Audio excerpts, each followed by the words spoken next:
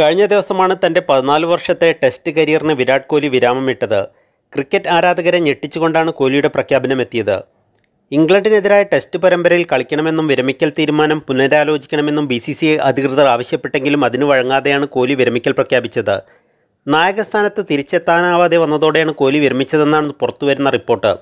Indian cricket ടീമിൻ്റെ നായകസ്ഥാനത്ത് തിരിച്ചെത്തുന്നതിൻ്റെ സൂചന കോഹ്ലിക്ക് ലഭിച്ചിരുന്നതായും എന്നാൽ പെട്ടെന്ന് കാര്യങ്ങൾ മാറിമറിഞ്ഞു എന്നുമാണ് റിപ്പോർട്ട്. ഓസീസ് പര്യടനത്തിനിടെയാണ് കോഹ്ലിയോട് ഇക്കാര്യം സൂചിപ്പിച്ചത്. ഓസീസിനെതിരായ അഡ്ലൈഡ് ടെസ്റ്റിൽ ടീം പരാജയപ്പെട്ടതിന് പിന്നാലെ നായകസ്ഥാനത്തേക്ക് എത്തിയേക്കുമെന്ന സൂചന സൂപ്പർ താരത്തിന് നൽകിയിരുന്നുവെന്ന് സ്പോർട്സ് ടുഡേ റിപ്പോർട്ട് ചെയ്യുന്നു. കോഹ്ലിയുമായി ബന്ധപ്പെട്ട അടുത്ത വൃത്തങ്ങളാണ് ഇക്കാര്യം വ്യക്തമാക്കുന്നത്.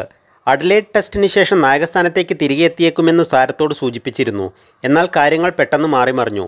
ഇന്ത്യ ഓസീസിനെതിരായ പരമ്പര തോറ്റതോടെയാണ് നായകസ്ഥാനം സംബന്ധിച്ച തീരുമാനങ്ങൾ മാറിമറിയുന്നത്.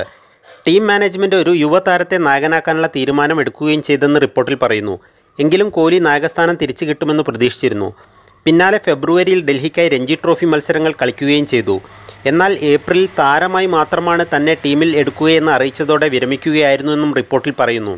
നിലവിലെ മാനേജ്മെൻറ്റിൻ്റെ കീഴിൽ താരത്തിന് വേണ്ടത്ര സ്വാതന്ത്ര്യത്തോടെ പ്രവർത്തിക്കാൻ സാധിച്ചിരുന്നില്ലെന്നും പ്രതീക്ഷിച്ചതുപോലെയുള്ള ഒരു അന്തരീക്ഷമല്ല ഡ്രസ്സിംഗ് റൂമിൽ ഉണ്ടായിരുന്നതെന്നും വിവരമുണ്ട്.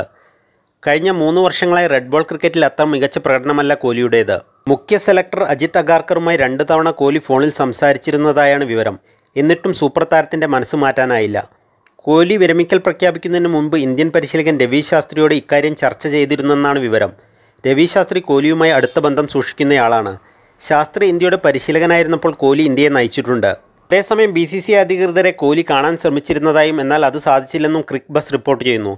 ICC ചെയർമാനും മുൻ BCCI സെക്രട്ടറിയുമായ Jay Shah, BCCI vice president Rajeev Shukla എന്നിവരുമായാണ് കൂടിക്കാഴ്ച നിശ്ചയിച്ചിരുന്നത്. പക്ഷേ പാകിസ്ഥാനെതിരായ സൈനിക നടപടികൾ കാരണം കൂടിക്കാഴ്ച നടന്നില്ലെന്നുമാണ് ക്രിക്ക് ബസിൻ്റെ റിപ്പോർട്ട്.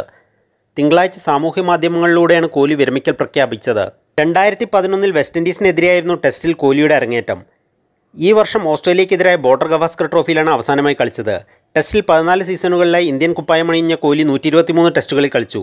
9230 റൺസ് നേടിയിട്ടുണ്ട്. 68 ടെസ്റ്റുകളിൽ ടീമിനെ നയിച്ചു. 40 ജയം നേടി. ഇന്ത്യയെ കൂടുതൽ വിജയത്തിലേക്ക് നയിച്ച ക്യാപ്റ്റനാണ് കോഹ്ലി. ക്യാപ്റ്റനായിരിക്കുന്ന കാലത്ത് ബാറ്ററായും തിളങ്ങി. 7 ഇരട്ട സെഞ്ചുറികളും കോഹ്ലിയുടെ അക്കൗണ്ടിലുണ്ട്. T20 ലോകകപ്പ് വിജയത്തിനു ശേഷം 2020 ക്രിക്കറ്റിൽ നിന്ന് കോഹ്ലി വിരമിച്ചിരുന്നു. ഇനി ഏകദിനത്തിൽ മാത്രമാണ്